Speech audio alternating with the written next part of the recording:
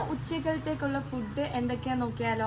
rice ഉണ്ട്, പിന്നെ അതിൻ്റെ ഉള്ളിൽ കുറച്ച് മോരുകറി വെച്ചിട്ടുണ്ട്, പിന്നെ ഒരു പപ്പടം ഉണ്ട്, പിന്നെ നല്ല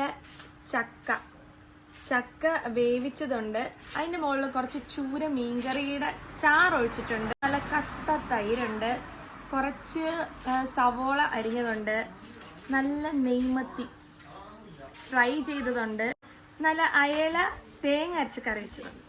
ഇതെല്ലാം കൂടി ചക്ക, തൈര്, പപ്പടം, മീൻ വറുത്തത് ഇതെല്ലാം കൂടി മിക്സ് ചെയ്ത്